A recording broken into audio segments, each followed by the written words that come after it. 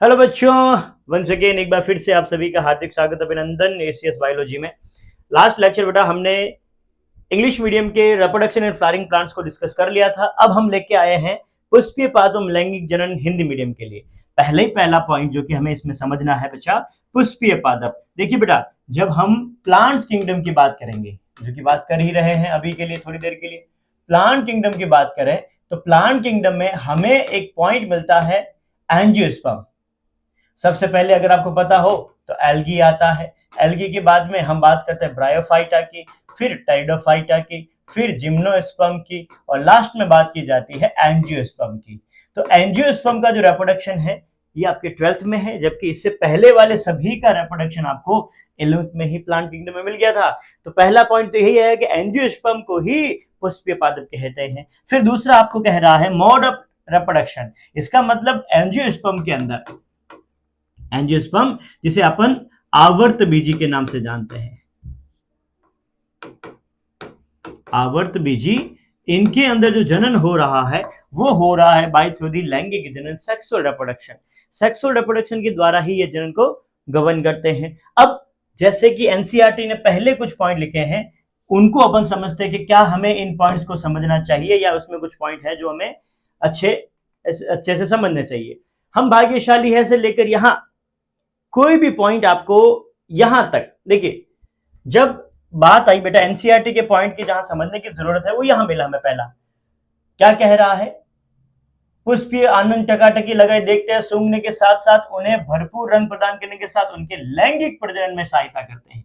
पहला पॉइंट ये हो गया हमारा, जो कि एक तरह से समझने वाला पॉइंट है, जस्ट इमेजिनेशन की भाई हमें यहाँ कौन सा ऐसा पॉइंट है जिस पर हमें गौर करना चाहिए। वो है कि पुष्पीय पादपों में लैंगिक जनन का स्थल, जो लैंगिक जनन का स्थल होता है बेटा वो पुष्प होता है।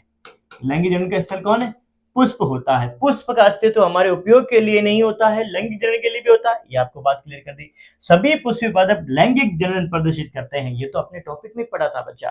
कहना चाहता है ऑल फ्लावरिंग प्लांट, सभी पुष्पीय पादप लैंगिक जनन प्रदर्शन करते हैं। देखिए लैंगिक जनन की क्या विशेषता होती है और कैसे ये लैंगिक जनन विभिन्नताओं को लेके आता है, ये तो हम 11th-12th में पढ़ेंगे ही पढ़ेंगे। साथ में पुष्पीय पादपों में लैंगिक जनन का एडवांटेज सीड भी है, क्योंकि देखिए सीड जो बनता है बच्चा वो रिजल्ट होता है लैंगिक जनन का। पुष्पीय पादपों में जो लैंगिक जनन है उसी के द्वारा सीड बनता है। इसका मतलब ये भी इसका एडवांटेज हो गया। पुष्प जो है पुष्प क्रमों के रूप में, पुष्प तथा पुष्पीय अंगों की संरचना की विविधता पर एक दृष्टि डाले तो अनुकूलन की एक व्यापक परिधि को दर्शाता है। देखिए बेटा व्यापक परिधि का मतलब आप देखोगे मॉर्फोलॉजी में, पुष्पीय पादपों की आकारिकी में, वहां आपको पता चलेगा कि अलग अलग कलर के, अलग अलग आकार के या अलग अलग व्यवस्था के पुष्प क्रम पाए जाते हैं। साइमोस, रेसिमोस, ससीमाक्सी, असीमाक्सी, पुष्प तथा पुष्पी अंग। जैसे पुष्प तथा पुष्पी अंग का मतलब हो गया, अगर अपन फ्लावर की बात करें बेटा तो आपको मेल भी भाग मिलेगा और फीमेल भी भाग मिलेगा। साथ ही साथ इसमें ये जो आपको दिखाई दे रहा है बच्चा, ये वाला पार्ट कौन सा हो जाएगा, ये इसके पेटल्स हो जाएंगे, सेपल्स, पेटल्स, जो कि पंखुड़ियां जिसे अपन कहते हैं, परागकणों को, परागण हेतु कीटों को आकर्षित करती है। नीचे की तरफ हरे रंग की पंखुड़ियां और होती है, जो कि यहाँ इसको बड अवस्था में, कलिका अवस्था में इसको कवर करने का काम करती है, सुरक्षा देने का काम करती है। तो ताकि लैंगिक जनन का अस्तित्व, उत्पाद, फल व बीज, इसका मतलब ये हुआ लैंगिक जनन जो होता है। मेरे विद्यार्थी देखो हमें कुछ पॉइंट मिले हैं। सबसे पहला पॉइंट तो ये मिला है हमें कि पुष्पीय पादप, पुष्पीय पादप, मैं यहां पॉइंट लिख ले रहा हूं। पहला, पुष्पीय पादप कौन सा जनन ही दर्शाएंगे बेटा? लैंगिक जनन दर्शाते हैं। पुष्पीय पादप लैंगिक जनन दर्शाते हैं। दूसरा, मॉर्फोलॉजी के रिगार्डिंग पुष्पीय पादप तथा पुष्पीय अंगों की रचना विविधता की दृष्टि डालें तो अनुकूलन के बेसिस पर ये विभिन्न प्रकार के आकार आकृति के पाए जाते हैं। फिर आपसे एनसीईआरटी फिर से कह रहा है ताकि लैंगिक जनन का अंतिम उत्पाद, तो देखिएगा हमारा दूसरा पॉइंट मिल गया है कि लैंगिक जनन का अंतिम उत्पाद क्या है। दूसरा पॉइंट है बेटा लैंगिक जनन का अंतिम उत्पाद। लैंगिक जनन का अंतिम उत्पाद किसको माना जा रहा है? फल और बीज की संरचना। तो ये आ गया दूसरा क्वेश्चन हमारी, बीज व फल। तो बीज व फल बनना लैंगिक जनन में ही देखा जाएगा। देखिए अभी हम सिर्फ और सिर्फ जैसा जैसा आपको नेचुरली हो रहा है, प्राकृतिक रूप से हो रहा है, उन बातों पे गौर करवा रहे हैं। आप आगे पढ़ोगे बेटा, कुछ ऐसे बीज बने हैं जिन्होंने लैंगिक जनन का अनुसरण किया ही नहीं, कुछ ऐसे फल बने हैं जिन्होंने लैंगिक जनन का अनुसरण किया ही नहीं। हम उनकी बात अभी नहीं कर रहे हैं। हम मोटे मोटे तौर पर जो आपका एनसीईआरटी कह रहा है कि शुरुआत में कुछ ऐसा है। लैंगिक जनन बीज संरचना सुनिश्चित हो सके, आइए इस अध्याय में हम पुष्प की आकार की आज्ञा, यही बात हमने कही थी, संरचना तथा पुष्पीय पाद आवर्त बीजी में लैंगिक जनन के प्रक्रम को समझते हैं।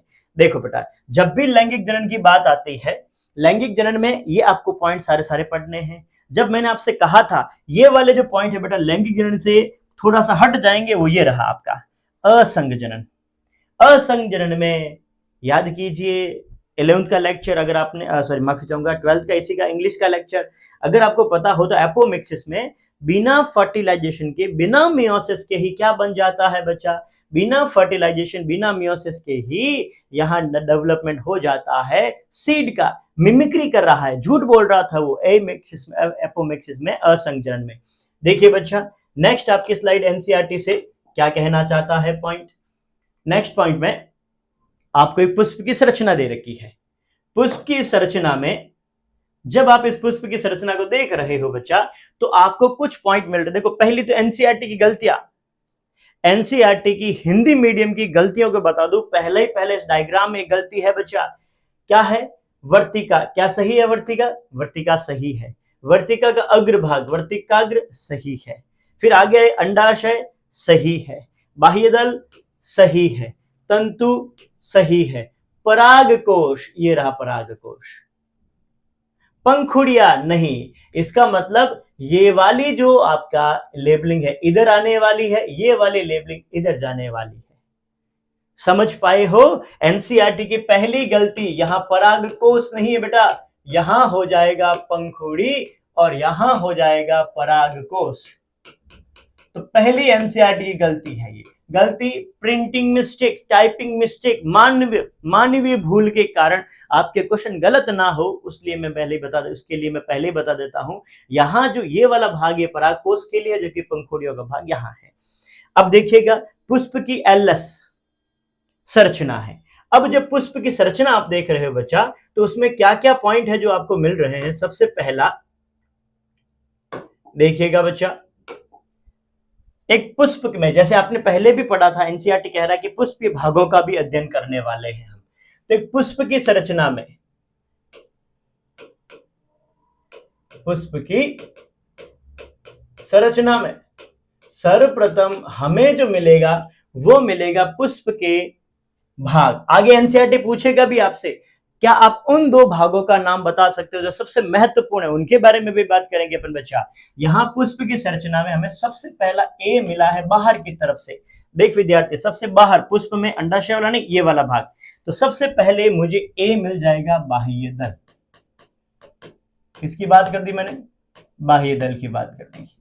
बी पहुंचा, बी में मुझे मिल गया है बाह्य दल के बाद पंखुड़ियां, जिसे मैं दल कहता हूं। तो बी में मुझे क्या मिल गया बच्चा? दल मिल गया। सी में जिसे कह रहा हूं, जिसे आपके एनसीईआरटी ने पंखुड़ी को परागकोश कर दिया, परागकोश को पंखुड़ी कर दिया था, इसका मतलब ये हम बात करेंगे पुंकेसर की। और चौथे पे हम आ जाएंगे बेटा, वो हो जाएगा आपका स्त्रीकेसर। देखिए मैं कुछ पॉइंट यही क्लियर कर देता हूं, ये दोनों के दोनों सहायक संरचनाएं हैं।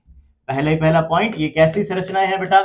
सहायक संरचना है, यानी कि जनन में इसका काम सहायता करना है। जबकि ये जो होती है दोनों की दोनों संरचनाएं, ये लैंगिक संरचनाएं हैं, लैंगिक संरचना है, यानी कि ये लैंगिक जनन को आगे की ओर कार्यरत करती है लैंगिक जनन के रूप में। अब ये जो नर भाग है वो पुंकेसर है और मादा भाग स्त्रीकेसर है। तो आपकी एनसीईआरटी ने इसी दो के बारे में पूछा। आगे मैं बताऊंगा आपको कहां पूछा है। बड़े आगे बच्चा, अभी के लिए चल विद्यार्थी आगे बढ़ते हैं। फिर आपके एनसीईआरटी ने कहा है पादप में वास्तविक रूप से पुष्प विकसित होने से पूर्व यह तय हो जाता है। सुनना बच्चा, पादप में वास्तविक रूप से, यानी कि हम ये कहना चाह रहे हैं कि पहले से ही पुष्प विकसित होने से पूर्व यह तय हो जाता है कि पादप में पुष्प आने वाले हैं। अब ये क्या एनसीईआरटी कहना चाहता है भाई, जैसे मान लीजिए पुष्प आने वाला है तो उसके लिए कुछ हार्मोन पहले से ही प्लांट में आ जाएंगे। एक आप 11th में पढ़ोगे बेटा फ्लोराजन हार्मोन,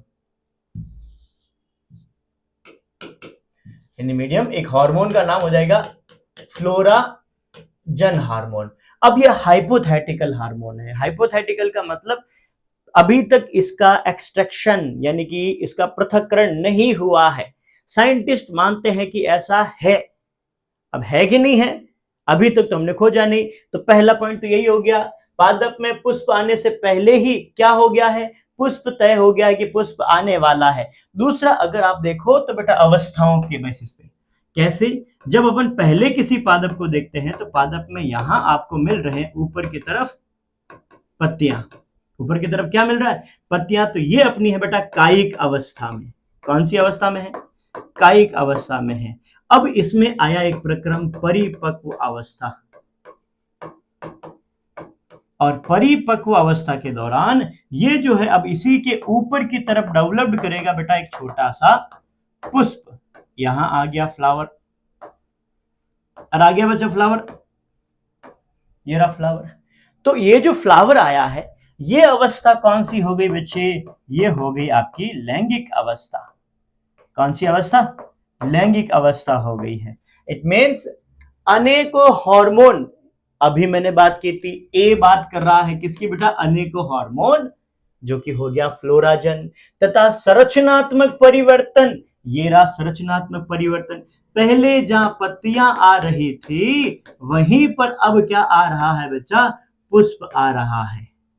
जहां पहले पत्तियां थी अब वही क्या आ रहा है बच्चे, पुष्प आ रहा है। क्या ये संरचनात्मक परिवर्तन है, जहां हमने बात की थी कि पहले से डिसाइड हो जाता है एक हार्मोन का फ्लोराजन, क्या ये हार्मोनल की बात कर रहे हैं, बिल्कुल। पुष्प के आने के लिए भी बहुत सारे 11th के हार्मोन थे आपके पास में। शुरुआत होने लगती है जिसके फलस्वरूप पुष्पीय आगंक यानी कि प्राइमोडिया, ये रही छोटी सी कली का अवस्था।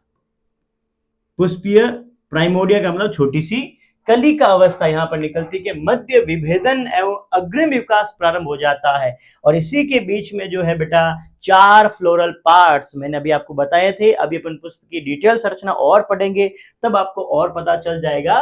तो फ्लोरल प्राइमोडियम यानी कि प्राइमोडियम पहले वाली संरचना के मध्य विभेदन एवं अग्रिम विकास प्रारंभ हो जाता है, यानी कि आगे की प्रक्रिया प्रारंभ हो जाएगी कि भाई अब कलिका बनी है तो कलिका में आपको पता विभेदन के फलस्वरूप हमें पंखुड़ियों को अलग करना है, नर भाग को अलग करना है, मादा भाग को अलग करना है, नीचे की तरफ सेपल्स उन्हें अलग करना है। क्या ये विभेदन की बात कर रहा है, बिल्कुल।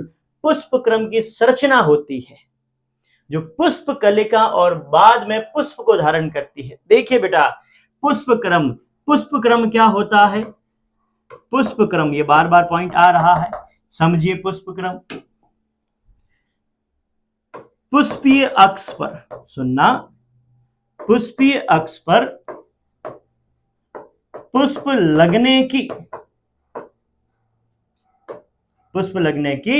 व्यवस्था, पुष्पीय क्रम पर पुष्पीय अक्ष पर पुष्प लगने की व्यवस्था को क्या कहा जाता है, पुष्प क्रम कहा जाता है। यानी कि कैसे लग रहा है पुष्प, जैसे पुष्पीय कलिका हुई, यहां ये फ्लावर आया है, ये फ्लावर आया है, ये फ्लावर आया है, इस तरह से है, या ऊपर की तरफ फ्लावर आया है, किस तरह से है। तो ये जो अरेंजमेंट होता है फ्लावर का, दैट इज कॉल्ड पुष्पक्रम, पुष्पीय लगने की व्यवस्था, इनफ्लोरेसेंस। पुष्प क्रम की संरचना होती है जो पुष्पीय कलिका, देखिए कलिका वो रही, और बाद में पुष्प को धारण करती है। शुरुआत में छोटी सी कलिका होती है, फिर यहां पर ही छोटा सा पुष्प आने लग जाता है। ये देखिए छोटा सा फ्लावर आ गया, फूट रहा सा, बड़ा प्यारा सा फ्लावर आ गया है। तो इसका मतलब पहले क्या था बेटा, यहाँ पर पहले यहाँ पर छोटी सी कलिका थी, लेकिन अब वही क्या आ गया है, अभी वहीं पर ही एक छोटा सा पुष्प आ गया है। पुष्प को धारण करता पुष्प में नर और मादा जन संरचना पुमंग तथा जायांग विभेदित होती है। अभी की अभी पॉइंट था बेटा, विकसित होने के बाद हार्मोन संरचना शुरुआत फलस्वरूप पुष्पीय आगम के मध्य विभेदन, ये रहा बेटा मध्य विभेदन। और विभेदन से आपने क्या बना लिया, पुष्प में नर एवं मादा जनन संरचना पुमंग तथा जायांग। पिछले डायग्राम में देखिएगा बच्चा, पीछे वाले डायग्राम में आपको मिल रहा है, ये मैंने आपको कहा था कि ये जो आपका भाग है, बीच वाला भाग, अगर अपन पुष्प को यहां फिर से बनाए, अरेंजमेंट से बनाए, मध्य में मादा भाग, ये रहा नर भाग। अरे समझ में आया बच्चा? फिर आपको मिल जाएगी अलग अलग रंग की पंखुड़ियां, और आपको मिल जाएगा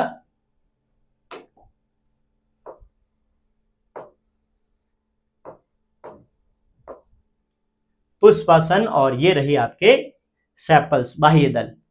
तो ये आपने नाम दिया बेटा बाह्य दल, ये हो गया दल, ये हो गया पुमंग पुमअंग, और ये जायांग जायांग। समझ रहे हो? तो ये चारों के चारों आपके पुष्प में विभेदन भी प्रारंभ हो जाता है। यही तो एनसीईआरटी की लाइन थी, नर मादा संरचना में विभेदित हो जाता है। आप याद करेंगे पुमंग से भरपूर पुंकेसरों का गोला। आगे आएगा बच्चा, एक चक्र जनन अंग का तथा जायांग स्त्री के अंदर मादा जनन का प्रतिनिधित्व करता है। अभी अभी जो डायग्राम बना हुआ था बच्चा, उसमें देखिएगा बीच में आपको जो चक्र दिखाई दे रहा था, वो किसका था बेटा? मादा का था। जो आपको यहाँ साइड में चक्र दिखाई दे रहा था, वो किसका था बच्चा? वो नर का था। इस तरह से तो क्या नर और मादा का चक्र हमने बनाया है? बिल्कुल, स्त्री जायांग और नर पुंकेसर। एनसीईआरटी के पहले पैराग्राफ की लाइनें अच्छे से क्लियर है। अब आप पढ़ने बैठोगे तो आपको इसमें किसी तरह की कोई प्रॉब्लम नहीं आने वाली है, ऐसी मैं आशा कर रहा हूं। आगे बढ़िए बच्चा, नेक्स्ट लाइन क्या कहना चाहता है? अब देखिए, जब पुष्प की संरचना की बात आई थी, तो मैंने आपसे कहा था कि पुष्प की संरचना को एक बार अपन पूरा डिटेल में समझेंगे। आइए उसी को समझने के लिए एनसीईआरटी के डायग्राम का ही सहारा लेते हैं। एनसीईआरटी के डायग्राम में आपने 4 चक्र कहे थे। मैं छोटा सा पुष्प बनाता हूं ताकि मेरी सारी संरचना यहां क्लियर हो जाए। ये लीजिए पुष्प का छोटा सा एक प्रारूप, ज्यादा बड़ा नहीं।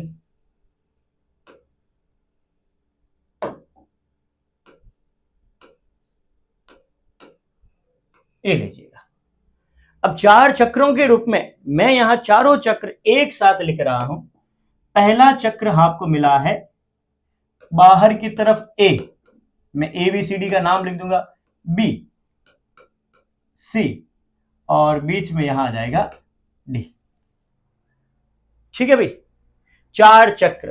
देखिए कह रहा है एनसीईआरटी, पुष्प में सभी अंग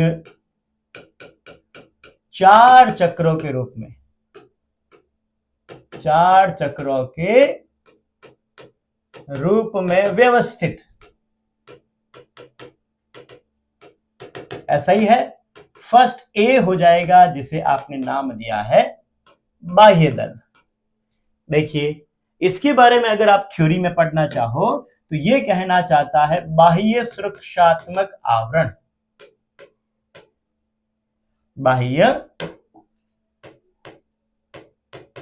सुरक्षात्मक। और दूसरा कह रहा है इसी में ही सुरक्षात्मक के साथ साथ कलिका अवस्था में अन्य भागों को सुरक्षित रखता है, बाह्य दल। दूसरा बी करके आपके पास में मिला है, बी भाग बन जाएगा आपका बाह्य दल के बाद में दल। पहला बाह्य दल था, दूसरा दल। दल ये होता है बच्चा, अच्छा एक और पॉइंट इधर, ये किस रंग का रहेगा बेटा? हरे रंग युक्त। ये कैसा रहने वाला? हरे रंग युक्त का रहने वाला है। अब अगर इसकी बात की जाए दल की, तो पहला पॉइंट ही इसमें यही आएगा बेटा, हरे के अलावा, यानी कि चटकीले रंग का, चिटकीले नहीं चटकीले, चटकीले रंग युक्त चटकीले रंग युक्त। दूसरा, चटकीले रंग होने का कारण यह था कि ये क्या कर रहा बेटा, कीटों को परागण हेतु आकर्षित करता है, कीटों को परागण हेतु आकर्षित करता है। अगर आपसे मैं कहूं ये दोनों के दोनों भाग कौन कौन से बच्चा, ये दोनों के दोनों भाग जो है वो सुरक्षा आवरण की तरह काम करते हैं, तो गलत नहीं है। ये दोनों के दोनों किसमें काम करेंगे बच्चा, सुरक्षात्मक में, तो सुरक्षात्मक आवरण है ये दोनों के दोनों। फिर हम आगे पहुंचे तीसरे पे, तो तीसरा जो आपका भाग आ रहा है बच्चा सी करके, इसे आपने नाम दिया था, याद कीजिए, पुंअंग। पहला पॉइंट तो यही होगा, नर भाग है। दूसरा, पराग कणों का निर्माण करता है।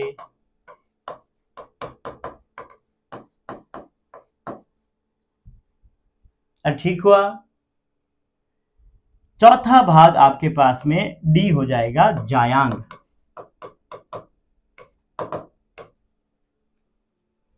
जायांग जैसे ये नर भाग था, ये हो गया मादा भाग, और ये जो है बेटा अंड कोशिका का निर्माण करता है, अंड कोशिका का निर्माण। पुष्प का बनना पादप के अंदर लैंगिक जनन का प्रतीक है, मतलब लैंगिक जनन के दौरान ही पुष्प का निर्माण होता है, अलैंगिक जनन में पुष्प का निर्माण नहीं होता है। तो ये आपका पुष्प से संबंधित संरचनाएं थी जो कि आपको मैंने अच्छे से क्लियर करवाई है। यहां तक हम पढ़ चुके हैं बच्चा। देख विद्यार्थी, निषेचन पूर्व संरचनाएं एवं घटनाएं के रूप में पुष्प का बनना पादप में निषेचन पूर्व घटनाओं का उदाहरण है। पश्च घटनाएं या निषेचन से संबंधित घटनाओं को हम अगली क्लास में और ज्यादा डिटेल में पढ़ेंगे। तब तक धन्यवाद।